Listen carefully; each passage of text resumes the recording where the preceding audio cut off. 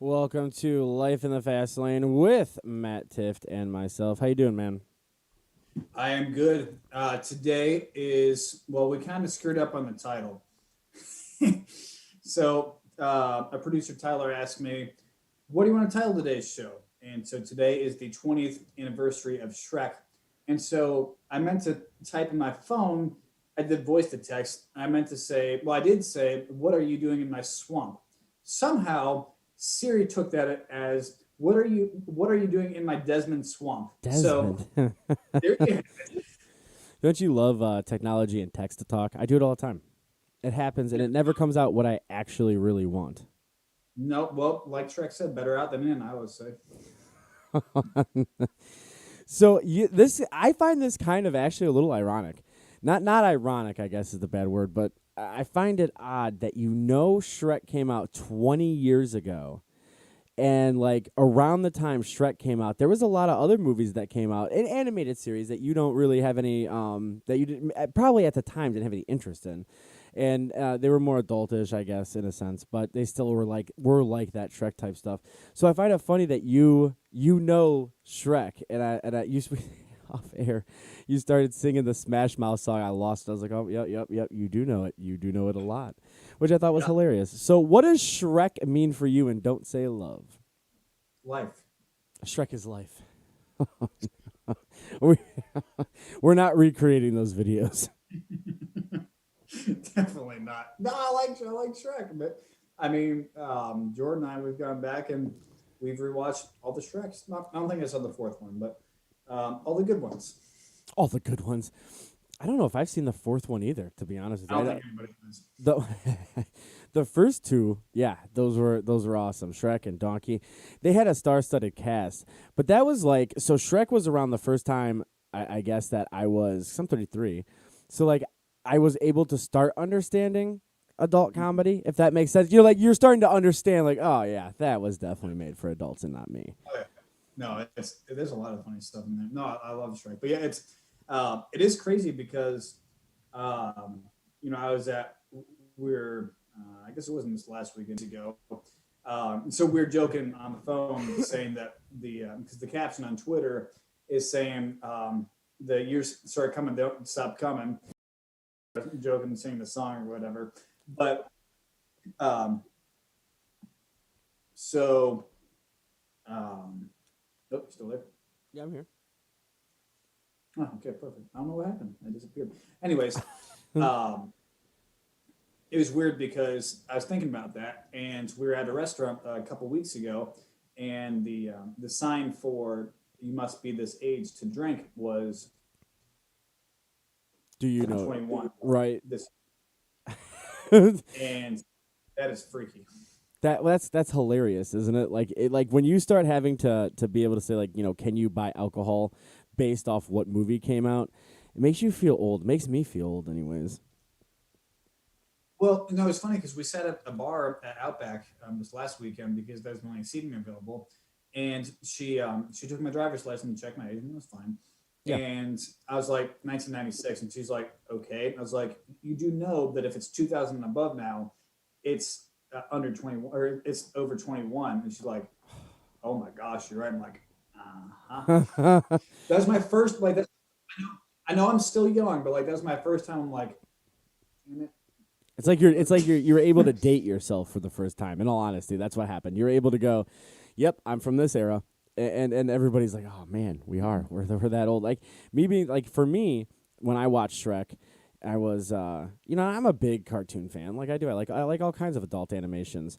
But when you start watching Shrek for the first time as a kid and you start to understand things, you're like, "Yep, yep, it's definitely predates like even my dad was like, should I let him watch this at this age? But you start to understand it and you're watching it. I don't know. I enjoyed it.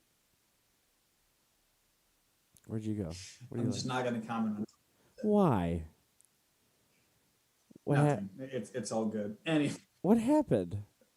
Anyway, oh, nothing, nothing. We'll talk about a break and see if we want to bring it back up. Oh no.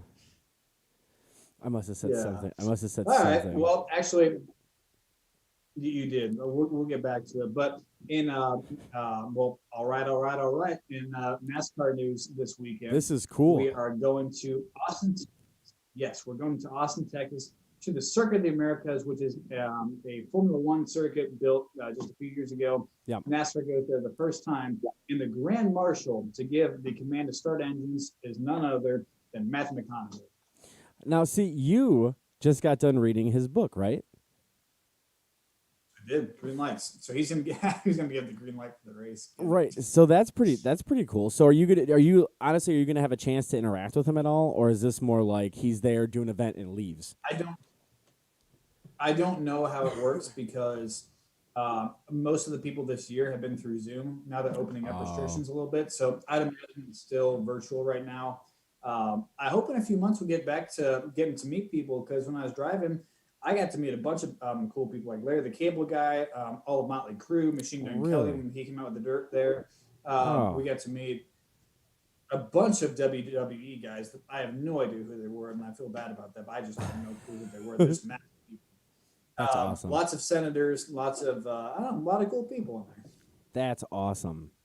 So who out of everybody But who's done these events, and you got Matthew McConaughey coming, and you said like obviously a lot of them has been virtual, but now that things are opening up, hopefully you'll be able to have some people that you can kind of interact with on a more personal level. But who out of all of those that you've talked to thus far, whether it's like you said like big name people or just somebody who was able to go there for the whatever that event was, um, who was probably let's do a two-part question. Who was the most entertaining and who was the most in depth?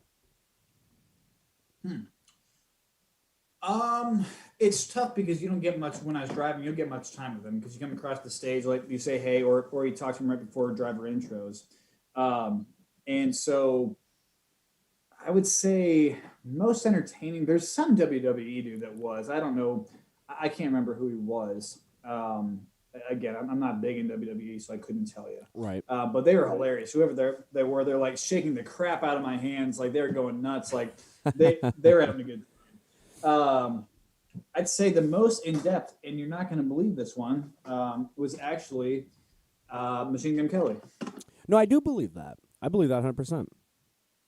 Yeah, he was actually probably one of the coolest ones I met. Right. Just because he was wearing. That's when Odell was just announced to the Browns, like before he was even announced. And so Really? he was wearing an OBJ jersey. So went up to him and was like, "Dude, we're like, how did you get that jersey already?" He was like, "All the Browns hooked me up." And so we started talking about just where we grew up and everything in Cleveland. So we just had a full conversation, like we do for guests sometimes Sure. about just all that and what he was doing, his plans for his coffee shop that he opened up there and everything. So he was just super cool guy. I found it cool too because like I know he has a stage name and stuff. I thought it was cool. He came up and was like, "Hey, my name's Colson." It's like that's kind of neat. Like I know he has the character and everything, but like he Sure. said his actual name and like you can be a dick and you can be a star-studded guy or whatever. But Sure. I thought that was pretty cool. It was So personal. He basically made it personal, which is the experience, right? He made it a personalized experience. He didn't go under MGK, went under Colson, which I mean I think anybody would get a kick out of that, honestly, whether you like MGK or not. I mean, don't get me wrong though. Like I was starstruck a little bit when I was talking to the Nikki Six and Vince Neil. I'm like, holy Oh, crap! dude, yeah, come on. Like, I don't even know if I'd have been able to open my mouth, to be honest with you. You ever see those like where they're like their eyes roll back in your head and you're like, that's what I would Yeah, be. I would be like just like it'd be white noise coming out of my mouth. I wouldn't know what to say. I would look like an idiot if I yeah. ever met them Oh because I no, don't. I'm pretty sure I did, but I got pictures with him, so I don't really care. You did. I saw them. And I was like, man, that is super cool. And then you told me the story behind all of it, which is even more cool. That you got, and you said they're pretty down to earth people. That's Yeah, something that I a mean, lot of don't get people. me wrong. Like they're still wild. Like when we got up Oh into yeah, the drivers' meeting room, it's very formal. They introduced the guests and everything. Of course, Tommy Lee gets up there, grabs him, like knocks over stuff, does his whole thing. Like it's funny. It's not even an act. Like it's just him. Like he can't help himself but be Tommy Lee. but be himself, right? He can't help himself but to be himself. He doesn't.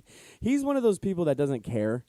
You know what I No, mean? Like, and I don't mean doesn't care about like things. He just doesn't care what you think about him. Like he's gonna be him no Tommy matter Lee where is he goes.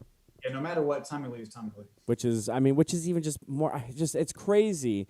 And I remember you sent me those pictures. I just looked at them and I was like, you got to be kidding me, because I would have passed out. Like you'd have had to pick me up and been like, I'm sorry, this is my idiot friend, and then you would have kicked me to the side. That's how. I mean, it's super super cool that you got to meet. And these aren't like people who are like, oh yeah, they're kind of famous. No, dude, they are like top of their game. I've met like a lot of country singers and stuff because they'll do national anthems and stuff a lot. Yeah.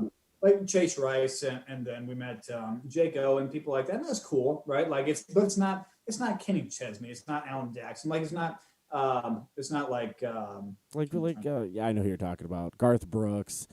yeah, Brooks like and you're Dunn. not like legend of country. Like if I went and I met like Luke Bryan, I'd be like, well, that was cool, but it's not. So They're like middle name country singers, So you're talking foreign language to me right now, because I don't know any of the people you just said whatsoever.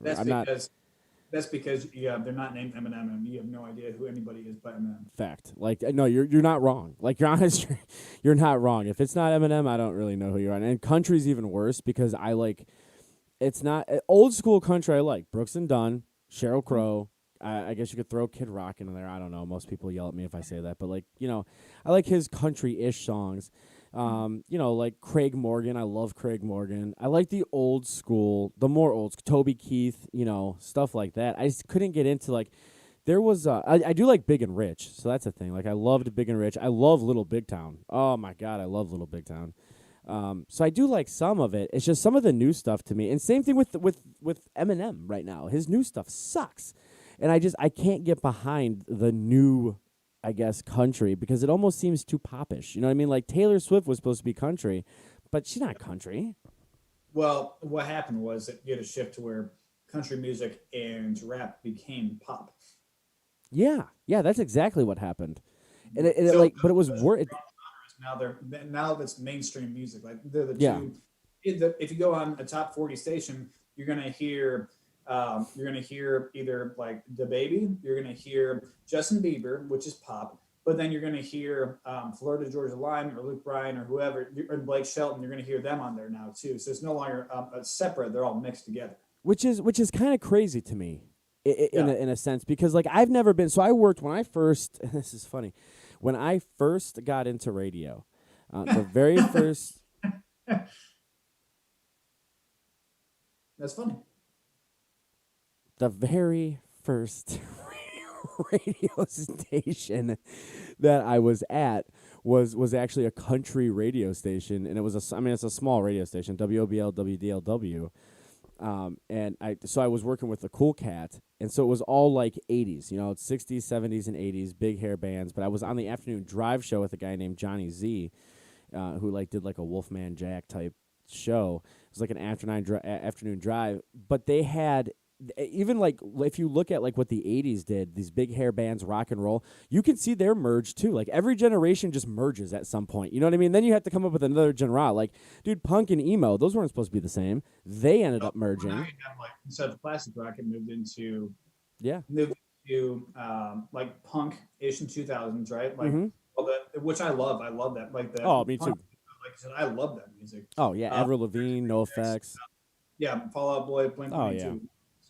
But then now, so like Machine Gun Kelly, he went back and did that, and so his new album is like the Bloody Valentine album is like a throwback album to that stuff, and it was good. But then rock became more like alternative, and indie rock became rock. Yeah, it did. It was a weird merge too, and I can't really tell when it happened. Like, you know what I mean? Like, you can't really define like, oh yeah, it happened in like 2006. You can't really like say that. You can't pinpoint it. You just know that at some point in time, radio stations started playing things that weren't not supposed to be mainstream. And I think that's what a lot of punk people got pissed off about, right? Because, I mean, I was a big Avril Lavigne fan. She was obviously mainstream. I liked Fall Out Boy. I liked My Chemical Romance. No Effects wasn't really mainstream at the time, but I liked No Effects. I guess Sublime, all of those. Basically, if you played Tony Hawk 2, I liked the music. Like, that was my emo punk rock music type thing. Yeah, no, I get that. All right, well, talking about other things I don't know or understand. So there was something we were talking about before the show. So with the Sox and the Twins game earlier today. So Tony La Russa was upset that Yerman Mercedes hit a home run on a 3-0 count against last night in a blowout win. They're already up 11 runs Yeah. versus a position player, it says. And it says that Tony La Russa was mad at the Yerminator for breaking the unwritten rules and hitting a 3-0 homer, up 11 runs versus a position player, is what Barstool Sports said. I Right. don't get it. What's wrong with it? I mean, honestly, nothing. Here's the problem with unwritten rules in baseball. So this is my specialty, right? Baseball is my thing. So if you have an unwritten rule, what did you say? I'm saying you said, here's the thing with unwritten rules, and I said they suck. Oh, yes, you're absolutely right. Like, I'm sure, and I'm not going to ask you about them. I mean, if you want to divulge them, you can. But I'm sure there's unwritten rules in NASCAR, just like there's unwritten rules in football. Here's the problem with that, though. Baseball is already in a downhill spiral. You either want to see massive amounts of runs scored, or you want to see a perfect game. There really is no in between anymore. You want to either see a pitcher battle, but you want to. Yeah. There is one more, and that's a walk-off. A walk-off. Yeah, exactly. Yes, exactly. You'd want, especially But big moments. big moments. Yes, big moments that happen. So this happened well, I don't know if it was last year or the year before, but they're saying that if you're up by this isn't Little League, guys. We're not playing Little League baseball. You're getting paid millions of dollars to hit a dot 405 feet. Like, this is ridiculous. You don't have a chance to say Hundreds of millions. Hundreds of millions. You're right. Oh, Way God. too much for it being baseball, by the way. Yeah, absolutely. 100%, yeah. So you're getting all these people that are pissed off at these athletes who are getting paid massive amounts of money to play the game they're getting paid massive amounts of money for. What are you supposed to sit there and let the pitcher strike you out? No, pitch harder, pitch better, don't suck. I mean, that's the only thing I can think of. When I was in school and I played baseball, didn't matter. The coach, and at high school, the reason I'm bringing up high school and not anything else is because high school, you're taught that there's a mercy rule, right? You can't mercy their team. My coach didn't care. My coach is like, listen, we're not going to get mercied. I will tell the ump, they can call the game, they can give them the win, but you're going to finish that game out. And we always did. That always happened. What happened to being able to compete at a high level and getting rocked and taking responsibility for that? Do not yell at the batter or say there's an unwritten rule where you shouldn't hit a home run on a 3. I'm swinging for the fences because you know that pitch is not going to be a curveball, not going to be a sinker, not going to be a slider, not going to be a changeup. It's coming right down the center of the lane, and it's coming fast. And you know if you can get your bat around it, it's gone. Why would I let my stats get affected by an unwritten rule? To me, it never made sense, but I also didn't play. I'm not at the major league level. I'm not in NASCAR, and I sure as hell never played NFL. So I don't know how serious these unwritten rules are, but to me, as a fan, as an analyst, whatever you want to call it, I'm disgusted by it. No, it doesn't make sense to me because I don't know unwritten rules in baseball other than obviously when you're taunting a batter by throwing up by his face and stuff like that. I get why people charge the mound after that. Like I totally get those things, right? Like you don't do that if you're pissed Right. off or whatever. But the thing I don't understand is so baseball. Well, the camera. Hang on. Oh, Matt, you bit it. You okay? You all right? Oh yeah. Just Oh, concussion, a little bit of blood. what is happening? Oh, you okay? Hadn't happened in a while. Yeah. It hasn't. It needed to happen. Back. So in baseball, I would think that used to be just like any other sport. Used to be a little bit more loyal to your team, right? Sure. So people didn't move. There weren't as many free agents. There wasn't as much money. So I can see that being an unwritten rule back in the 1920s. But now, when you have Frankie Lindor going 0 for 24 and getting paid $235 million to do that, Yeah. if I'm up at bat, I'm hitting because guess what? I have an agent and I'm going to go play wherever because it doesn't matter because I'm going to go to my summer home or off season home back wherever because it doesn't matter anymore because clubs don't care about keeping players. And if they do, you're going to the Yankees because they're paid top dollar. So if I'm a player, I'm swinging because my paycheck, my entire life depends on me hitting this home run and the RBIs I scored. I'm hitting the damn ball. Oh, yeah, absolutely. And I don't think there's anything wrong with that. I don't think there's anything wrong. And this is just how I was raised. I don't care who you are. And if you get offended by it, that's your problem. But there should be no such thing as participation awards. One, you're 100% right. So he hits a 3-0 homer against that. All right. Cool. Why didn't you throw 3 strikes into 3 balls?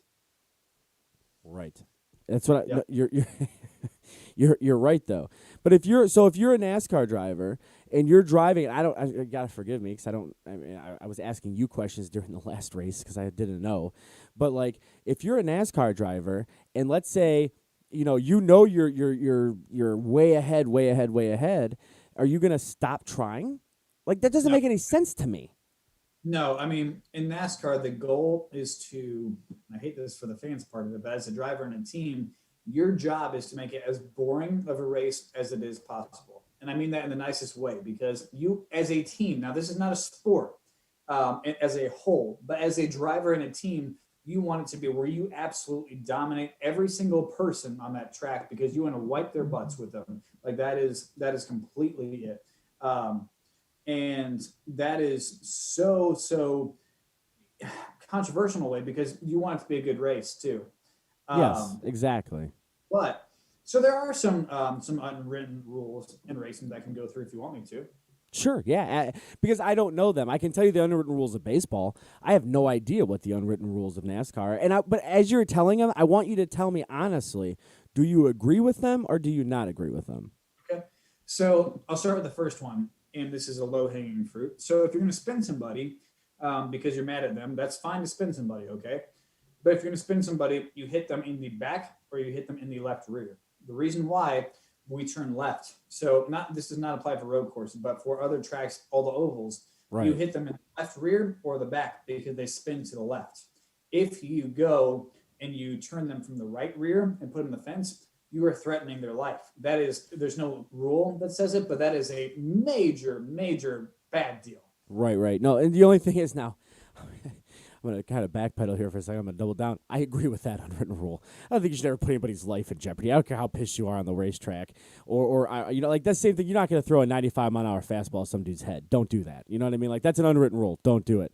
But, like, I kind of agree with that rule. Don't put somebody's life in danger just because you're having a bad day on the track.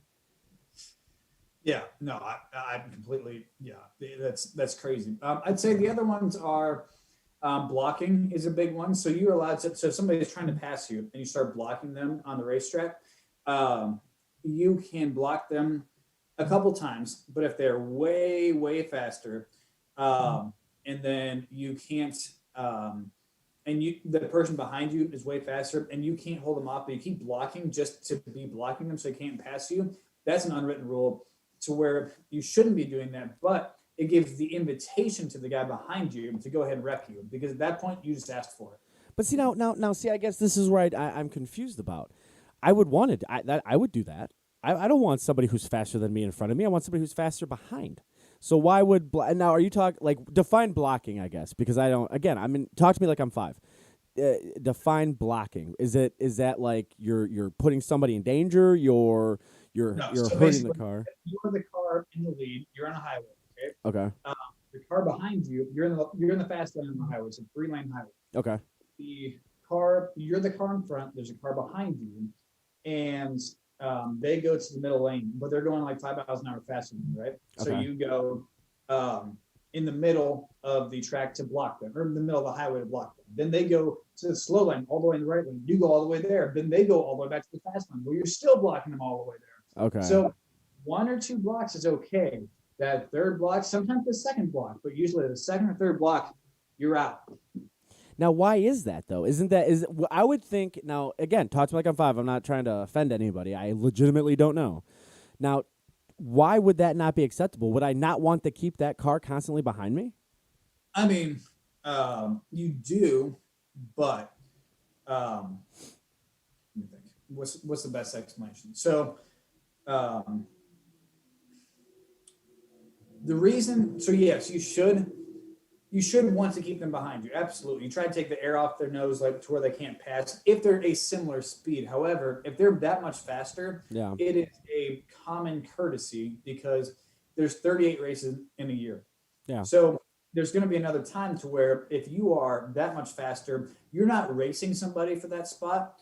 You are blowing past them. So if you're then putting that car in danger of getting passed by another car behind it, et cetera, Okay. et cetera. Okay. So So that makes but sense. yeah, but then say I'm the guy behind him sometime, they're in front of me.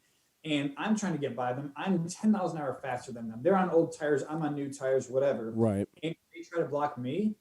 That you don't want that to be. It's a common courtesy, unwritten rule that you give way to a faster car. Like when you're getting laps. So like we don't have the fastest cars with our budget on our team, but we do what we can, right? But one of the big games is you try to minimize the time lost when you're getting lapped by leaders. Sure. But you give the leaders whatever lane they want, whether that's the top or the bottom. You give them that lane. And I know what that means now. Go ahead. What's that? I know what that means now. Yeah, so you give them the spot on top of the racetrack, like literally the top of the bank or the bottom, whatever they prefer, and they'll radio into their spotter who will relay what they want for which side of the track they want, depending on what they like. Right. And you kind of learn a rapport of which driver which likes which side. Yeah. But so see, to me though, like, and hold on, I'm gonna compare this. Oh, go ahead. So for that point though, the blocking would be if the leader was coming and you went up to block him, then he came back down and blocked you. Like that is bad because that is actually at that point you're actually interfering with the race at that point. But don't. Okay, so I'm gonna compare this to baseball. So if I have a hitter who I know for a fact is gonna hit in a 4 count, right? He's gonna hit in the 4 count. He's a cleanup hitter, and if and I'm a pitcher, right? I don't like. I would try to strike that batter out no matter what, right? Even though I know he's hit me before, he's done, I know he hits well off sliders. So obviously I'm not going to throw him a slider. I'm going to throw him a fastball, or I'm going to throw him a curveball, or I'm going to throw it low and away, or whatever. I'm going to keep it away from him if he likes it inside. If he likes it inside, I'm going to keep it outside. If he likes it outside, I'm keeping it inside. To me, that's what that seems like giving away your position to somebody else. To me, seems like I just don't understand why. Just because I don't have, I don't know NASCAR enough to go, oh yeah, duh, like this is why. But after you explain it, I do understand the lane thing you're talking about because I watched that Sunday. Yep. So think about it in track and field. Easier way to look at it. So okay, fastest guy is starting, and he's on the top, right? So you got the slowest guy starting further ahead. He's on the bottom. Faster guy is on the top. Okay. So eventually the guy on the top comes around. They're going to pass the slower guy if it's enough of endurance for them to get that. Well, the guy on the bottom, if they're running, is not going to come up and come block them and chop them off and cut them off like while they're running, right? Oh, I see. Okay. So just like a highway, if there's a faster car coming, it goes back to the rules of the highway kind. If there's a faster car coming, you don't just keep on chopping them off and blocking them. So basically, know what your car can do. You know what your car can do. Why do so? Okay. See, now that makes sense. I understand what you're saying. So now you are interfering with the race. You're purposely being petty. At that point, you're not going to be able to lap that guy. There is a point to where, like, if you're going for the win, absolutely you block. You do whatever you can to win. Sure. But that's different because it's not the middle of the race, not the beginning of the race. It's not when you're getting put a lap down. So that's like a hidden underlying respect thing that you move over for the leaders. So if there's two, okay, so say I'm driving a Hendrick Motorsports car and I have a Hendrick Motorsports teammate that is in second place, but there's a Joe Gibbs Racing guy in first place. Right. If I go up and I block the first car, now that happens a little bit to where you try to slow them down to help your teammate a little bit. Sure. But if I go blatantly up and wreck them, that is complete, or block them so bad they have to get out of the gas a ton, that is completely against the driver code. Which now that you say that makes sense in all honesty. Make it difficult to get by them, but don't make it to where it's insane. Like so you have to play within the rules of what's right and wrong. Yeah, don't be don't be that person that, because you're right, then it could cause a wreck, and now you're causing a whole bunch of problems. So no, I kind of understand that. But at the same time, blocks are okay. Blocks are part of the game. You do it to hold your position. You still do it to an extent. The problem is though, you can't get mad if you block once and you get wrecked. If you're the blocker, you can be mad. But if you blocked multiple times and you kind of asked for it, you probably got wrecked for a reason. So that's like if you're getting, that's like if you're you've hit 3 home runs already and you're talking some crap to the pitcher. Yeah, you're gonna get plunked. You're gonna get hit. So I mean that's just how it happens. The first couple times, fine, celebrate. But if you crack 3 home runs, you start talking crap to the same pitcher. Yeah, he's gonna hit you. Yeah, no, exactly. And it's the same thing in NASCAR. Like you bump me once, okay, bump me twice, I'm getting pissed off. And then at that point, either they hit the third time or they're done for the race. They'll be like, okay, I'm sorry, like I'm gonna get away from you. Because here's the difference, right? So in baseball and basketball and football, you do all that stuff, and there's a dugout that breaks out and goes to fight. They clear the dugouts, they go. The bench is clear, they go fight in football, whatever. Well, guess what? NASCAR, you do it, they send an ambulance for you. Wow, that's not That's the good. difference. That's not good. Well, yeah, you gotta think about it. Well, I mean, I don't know how much those cars weigh, but they weigh a lot more than a Joe. 3,400 cars. Yeah, come on, like 3,400. yeah, dude, that's absolutely. I mean, that yeah, I guess if you look at it, that's a lot more dangerous than getting in a little bit of a tussle, or a bench clearing, or a fight, or whatever. I mean, you're basically driving a missile. I mean, in all honesty, if you think about it, it's gas. It's a missile, It's a football field every second. Yep. which still blows my mind. A football field a second. That is the crazy thing. So I was watching the race Sunday, and of course I had questions for you. But then, of course, I would like the. I should have just. I stopped. Did you notice that I stopped asking you questions because I would ask you a question, and then as soon as I would ask it, the announcer would explain it. It's like really? it's like the announcer knew I was watching, and he was like, "Okay, I got to explain this to this kid like he's 5." And so whoever announced that, and I forgive me if I don't know them, but whoever announced Sunday's game did a really good job of explaining things as things were happening. So remember, I'm like, why are these people parallel parking so close to each other? And they're like, oh, it's this. Then they explain pit road and everything to me. So I'm getting the terminology down. I'm understanding the lanes now because I'm understanding that some were liking it because of the new tires and the grip up top. But then I saw that they were. I was like, man, that doesn't make any sense. Why would they not want to be up top all the time if the grip is so much better? And then they're saying because the clouds were there, it actually cooled off the track and some of that grip went away. So I watched one car go back down to the bottom lane. It was interesting. I was learning. You know what I mean? I was treating it like a learning experience. And it was just funny because the announcers did a really, really good job of talking to me like I was 5.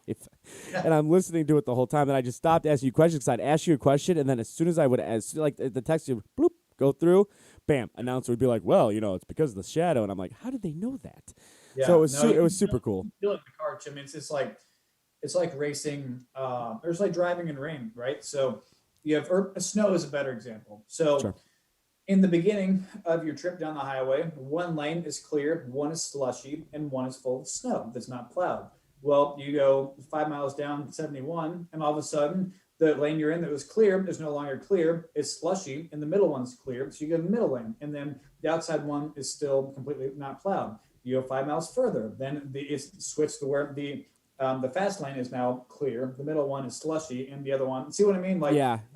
It's just the grip level changes, so you chase the grip. Now, obviously, it makes sense that the bottom has the most amount of that'd be the fastest because it's the shortest way around. Right. But sometimes the bottom gets so slippery because of all the rubber and oil and fuel built up on it that it gets slick. So then you can't stay in the throttle. So you go up to find where you can keep the most throttle and momentum to get the miles per hour up. Which leads me to my next comment was as I was watching the race, because I had the Indians on WTM 1100, I had the race going on Hulu, and as I was getting more involved, like I'm like, okay, I'm listening to the Indians, I'm listening to the Indians, I'm listening as okay, something just happened over here, and I'm like, wow. But then as I'm watching it and learning it goes back to my original statement to you probably. I don't know, 6 months. No, probably not 6 months ago, 5 months ago, when there's a lot to NASCAR that the average person who doesn't understand NASCAR is like, oh, NASCAR, they only turn left. Yeah, that's true. On non-road courses, they only turn left. But I didn't realize that because the dude's tire got hot. And then he had to go to pit road. I'm sorry, I don't know who it is, but he went to pit road. They pulled the tire off, and they of course, the camera was able to see it, zoom in on it. The thing was smoking hot. Dude, it was on fire. It was smoking. Yeah, so his tire wasn't hot. He blew his tire. Oh, he blew the tire. I didn't know what happened. It was hot. Yeah, so he got in contact with the wall of another car. I can't remember. And I think it's Corey LaJoy. And so there's the 7 white and red car. But yes. So he came down pit road. He had a blown right front tire. So basically, it's corded, it's destroyed, the tires come apart. Wow. So, but yes, it is hot because you're seeing so all tires are that hot. But when you blow it, you see all the stuff come out. So all the tires, they start off, normal temperature, 80, 90 degrees. When they're done off the cars, they're anywhere, depending on how long the run was, between 250 to 350 degrees. That's insane. Yep. I mean, that's nuts. So, and Goodyear does a good job because they're building tires that are up to 300 degrees of temperature. Plus, they're going into 3 Gs of banking into the corners. I don't know what that means. Three. I do know. 3G, I do know. I know what G's like a mean. space shuttle, Like when like a you're in, space like an shuttle. airplane. Yes. Yeah. So Jesus, that's crazy, and that's what I'm talking about. Like people don't understand, like what actually goes into it. And when I saw them, I like you said, the tire, must have. I didn't see that, but the tire blew, whatever, and it looked like just. I'm thinking like that is something that the average It was person. cut. So in that case, it was cut to not blown. Like it is blown, but if it blows, you see it's like pop wall. Oh, He cut okay. it because he hit another car or a wall, whatever. Yeah. It came down, hit the tire, and started like shaving it until it was cut. Now I do have one other question, if you don't mind, before we move on. Just one question. So and again, I don't remember who it was, but I just remember that they went into pit road, right? Mhm. And they changed the tires and everything, but then they put this. I know I'm wrong, but this is the only thing I can compare it to. They put like tin foil, like what looked like a piece of tin Oh, foil, up underneath, right on the left side, like right where, like I guess to where the headlight would be, or maybe not the headlight, like a little bit below the headlight. What is the was right. that? So that was the right front headlight of Ryan Blaney. So he hit a piece of something on the track or got in a wreck or something to where basically everything in the nose of the car is built to be aerodynamically perfect. Okay. Okay. So, oh, I'm sorry. No, it was Martin Truex Jr. Was it like right on the grill? Like right Yes. on. Okay. Yeah. So he got, I don't know if he must have hit somebody. Anyways, point being, it crumpled up the nose. So more than likely, there was enough of an aero defect, whether it was a hole in it or something. So in the back of the pit box, they have Bondo and they have tape, they have all that kind of stuff. So they can slap something on there to either seal up a hole or to reshape the nose of the car to where Okay. it's fixing the damage, basically. Okay, that makes sense. And again, I was trying to pay attention to what was going on, but this is something that will always amaze me. I don't care if you're a NASCAR fan or not. You cannot tell me this is not amazing. When they pull in there and you hear zit, zit, zit, and then they leave, you're like, okay, that's nuts. Like, that is absolutely insane. So it happened so quick that I wasn't able to see. Like, I heard him talking about it. I heard them say, like, this is what it was. And, of course, I forgot about it. But I found it interesting that, A, they were able to do it so fast, and B, that even though it was an accident, it was still able to be fixed on the run in like less than like 20 seconds. I mean, it was, I don't even know if that's the right, it was probably less than that. It was probably like 15. But Yeah, like probably. it was nuts how fast they did it. So for me, that was super cool to see, that happen. And of course, of course I am paying attention because, you're the owner of the team, you and BJ own it. And I'm trying to get back into it. So I'm trying to pay attention to what you guys are doing, but it's great because I'm learning about, like I told you, I'm trying to learn the best I can. So as I'm watching what you guys are doing, I'm able to kind of see. And the announcers, I mean, I got to tell you, man, the announcers make sports for me. Mm-hmm. Do you know what I'm saying? Like, if you get bad announcers, A-Rod, if you get bad announcers, Joe Buck, if you get really bad announcers that are doing sports, it becomes benign. You can't pay attention to it. But NASCAR, whoever those announcers were, man, were not just they were not just talking to your diehard fan. Do you know what I'm saying? They were talking to the people who are like, okay, this might be their 7th or 8th race, maybe their 9th or 10th race, and they're wanting to know what's going on. They're wanting to know how to do things. They're wanting to know, why things are happening. So I thought that was, if NASCAR does one thing great, it's definitely their announcers explaining things thoroughly. No, they've always done a great job. Then I guess we got to tell NASCAR and Fox that Keith loves you guys. So that's right. Do that. The older guy Hashtag in that. the booth is Mike Joy. He's been doing it forever. You Fantastic can tell. Then the main ones that talk a lot, the one that jokes and stuff, it's a lot. That's Clint Boyer. He was a driver last year and for the last 20 years, but wow. he was a driver, just stopped driving last year. And then the other one's Jeff Gordon. Oh, duh. That makes a lot of sense. That's why. So you have 3 heavy veterans in there that know what they're doing. Drivers, and then the third guy's been a play-by-play guy forever. Since like the 80s or 90s in motorsports. So he's like the Hammy of Cleveland, right? Like he's like the Hammy of NASCAR. He knows everything, which is super, super cool. I mean, it was just, and again, the whole experience was awesome. I liked it. So you want to take a quick break before we jump into our last topic? It's 7:43. Let's do it. All right, let's take a quick break. When we come back, we'll hit on some final things. I know we got some stuff to talk about. We kind of got into NASCAR just because I had questions. So sorry about that, but make sure you don't go anywhere. Stay tuned. While we're gone, follow at Keith Meiger1, follow at Matt_Tift. Check out iHeartRadio. Check out our Google. Check out Spotify. All places where major podcasts are at. Subscribe, please, because we want you to subscribe because we need subscribers. I mean, that's because we want you to have fun. Yeah, right. We'll be right back, guys. Don't go anywhere.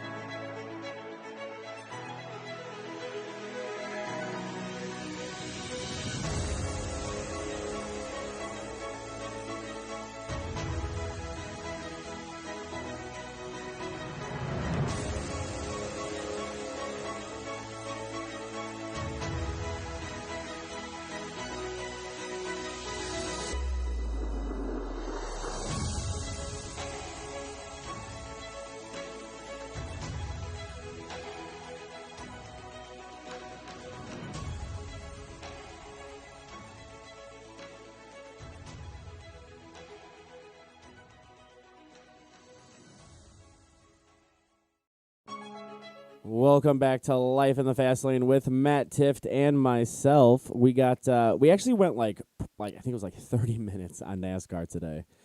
Just because, again, you have to explain things to me like I'm 5, because it's hard for me to when you come into a new sport, you come into new anything, it's hard as hell to figure things out, and it's good to have somebody like an expert could be like, hey, this is what's happening. Like, are you really asking that moronic of a question? Like, his tire's on fire because it's hot, moron. You know what I mean? Like, it's good to know that now. So, what do you wanna talk about? I like to talk about my rates for being an expert. Your rates for being well. Let me tell you something. I think we could probably. That's another question. What does, and we don't have to hit on this long. I just got a question. What does a normal NASCAR coach cost? Like, if you wanted to get into NASCAR, like, you know how you can get like a scout, not a scout, but you can get a coach for baseball that's going to get you to the next level. I would have to imagine there's something like that for NASCAR, right? Yeah, there's driver coaches for sure. Drivers coaches. I mean, and that's from go karts all the way up to the Cup Series, really. Really? So, it honestly just depends because, for example, Chevy and Toyota, they have so like Toyota, they do a development program where they actually work out with the drivers. They go over film, they do stuff like that. If you're in the Okay. Toyota camp, like if you're one of their developmental drivers, and Chevy, you have a program that you pay into, or Chevy covers a lot of it, but they have it to where their drivers watch film, they do workouts, they do meal preps, they do all this stuff. Wow. If you're independent, like I worked with Blake Cook, who used to be a former driver, a good friend of mine, and so I hired him personally to do it. But it just depends. Some guys are, like I said, some guys are covered by manufacturer. If you're doing Sure. it independently, might be a couple grand a race, might be a grand a race. It Wow. really just depends on what level you're at. Yeah. The other part too is it could be a percentage of you might be creative and do it towards a percentage of winnings that you get of the purse money that you receive. So there's a lot of guys that do it different ways. Yeah. But one of the big jobs of agents and agency groups is to get hooked up with these driver coaches because they know if they have a guy they can go to, Yeah. the driver pays X amount to a year, their driver gets better, and so the agency does better, they get better rides, et cetera, et cetera, et cetera. And the driver coaching doesn't stop at just the level of coaching you on what you did. It's mental preparation, it's sports Wow. psychology, it's reaction timing during the week, it's hand-eye coordination, it's lifting weights, it's doing simulators, it's doing virtual reality stuff. Wow. Then it's a lot of it is even, I'd say a good bit of it is being a therapist for the driver, someone for them to talk to. Wow. No kidding. So it goes a little bit deeper than just being a coach, or it goes to what a coach is actually supposed to do. Yeah, there's different levels, but Sure. if you're a very good coach, like I had with Blake Cook, you are a full on, you are top to bottom, like that guy's, you're his right hand man. Okay. Yeah, makes Yeah. sense. Makes sense. Cool. Yeah. Let's talk about a topic that I'm rather bored of, but it's trending, so we'll talk about it. And that's the Hornets versus Pacers. But I'm not going to talk about basketball with this thing. So I'm going to twist it on its head here. So, because we had the Hornets and the Pacers on the show, I went to Highland High School in Medina County, so I was a Highland Hornet, and they're playing the Indiana Pacers. And God knows, Keith is a pacer when he walks. You literally never stop walking when you talk on the phone. That is true. That I don't know. It's a sickness. I don't know. But at least I burn a lot of calories. I don't think you do. No, because I eat them in carbs. So you're right. I gain them all right back as soon as I smash that. There's 5 calories in every cigarette you smoke. Is there? Is there calories in cigarettes? No. I'm gonna have to look that up now because if that's why I'm not losing any weight. I get it now. So I don't know anything about what you're talking about. Just so you know, like I have no clue. So you said you're not gonna talk about it about basketball. What we're gonna talk about. I don't know anything about basketball, like with the game going on. Apparently, neither. it's trending. I mean, we have the Hornets in Charlotte. I don't really care. They have cool uniforms. That's about it. I think one of the ball players lives or plays here or something. That's how bad it is down here. Like, in Cleveland, you would know everything going on in the team. Here, it's like, oh yeah, we have that. Yeah, but where you're at right now, I mean, that's like NASCAR heaven, right? I mean, that's what its main focus. It'd be like going down to Arkansas. It's Arkansas University. You know what I mean? Like that's what it is. Okay, so 20 minutes north of here, Mooresville, past the lake. Yes, absolutely. I'm Okay. in Huntersville, which is 10 minutes from downtown Charlotte. So I'd say no, not here. Really? There's that big that just that 20-minute is a huge difference. Well, I mean, it's one of the biggest banking cities in America. There's Uh, tons of jobs here.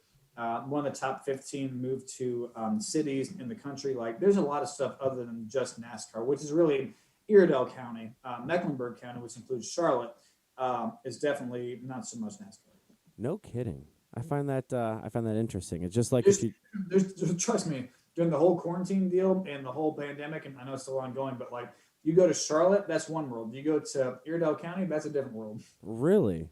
That's funny. That's like going to Columbus to Cleveland, or Cincinnati to Like, Cleveland. so Charlotte to Gastonia, or Charlotte to whatever's east of us. I can't remember. And, it's like major city compared to other places. They're totally different worlds because in Charlotte, you don't feel like you're in the South. You feel like you're in a big urban city. You Sure. go to 20 minutes west to Gastonia or Dallas or Shelby, where my wife's family is from Gastonia. You're in the South by just just by the accents that you hear. You go, excuse me, north. You're in the South, but you also know a lot of guys are from Florida and Georgia and Alabama that came to work in race cars, and people from all over the country that came to work in race cars. So Right. it's a big melting pot, north to south, and then east to west is totally traditional Southern. Really. So that's funny. That's interesting to me. The different cultures that you can get even just down the road. You know what I mean? The same thing in Ohio. You got super super farmy, and then you got super super city. It's crazy. But it makes for some good food. I'll say that. Oh yeah, absolutely. Well, we are getting ready to run out of time, so I want to make sure you guys know about iHeartRadio. Make sure you check us out on there. So go to iHeart, type in Life in the Fast Lane with Matt Tift and myself, Keith Migra, and it will pop up. Subscribe, subscribe, subscribe. Same thing for TuneIn, same thing for Google, same thing for Spotify, and same thing for iTunes. So make sure you check us out on all those platforms. Subscribe to all of them if you want to, so you make sure you never, ever, ever miss a show. And we do have our summer sweepstakes. I'm going to do something a little bit different on there too. Send us a screenshot that you subscribe to it, and you're still in the running for the Nintendo Switch and the Fire Suit giveaway. So again, just screenshot the fact that you subscribe to the show on any of the streaming platforms. Put it on Twitter, tag either one of us or the show, and you'll be entered as well to win a Nintendo Switch or a NASCAR Fire Suit. I like it. I like it a lot. So again, please make sure you check out our Teespring as well, so you can kind of check out the merch, support us on that way. We got a lot of good fans, man. We got a lot of people coming back day after day, show after show to check us out and hear what we have to talk about. And I think, honestly, we're blessed to have a lot of these good fans that come out and care what we have to say on Facebook and Twitter and YouTube and Twitch and all the places we're at, and then to come back and subscribe to the iHeartRadios, to the Google iTunes, Google Spotify, whatever. We have a lot of good people that I think actually surprisingly care what we have to say, and for that, we try to put on a quality show every single time we're on. Do you think they do? No, not you maybe they might care about what you have to say, but 9 times out of 10 they're still trying to figure out who I am. Hey, I'm gonna go listen to the show because I'm bored, or I need to go get away from the wife and the kids and listen to the show. They're on a road trip and they have to kill time, so they listen to this show. They're on a road trip. This is not a good show, guys. Like, this is. They're on a road trip. This is what you're in the wrong place. Let me tell you that. This is the show they use to punish their kids when they're in the car. Yeah, you know what I mean. Like they show you, like when you're in driver's ed, there's like the trains always, because the only thing they teach you in driver's ed in Ohio is trains for some reason. Yep. I can tell you how many times I've encountered a train, but my God, they preach that. When you look at a good show, they give you the what not to do example. We're that show, okay? What not to do? Yeah, that's right. Is the train and people acting appropriately.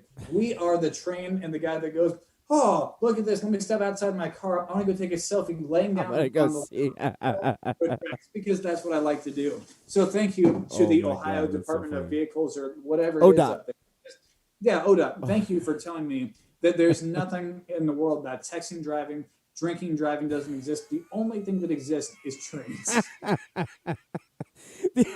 Tyler's dying. The only thing is you're not. Oh, I got cut out. Close the show, Tyler. Oh, they can still hear me? All right. So my headphones cut out, but we'll be back next Thursday. And stay away from railroad tracks. No, this Thursday. We'll be back this Thursday. Sorry, I can't hear you because I laughed too hard and my headphones blew out. Watch out. Blew an amp. If that's your only takeaway. Tiff's still talking. This is funny. I want to hear what the last part is. But we'll be back Thursday, same time. Make sure you check us out. See you guys Thursday.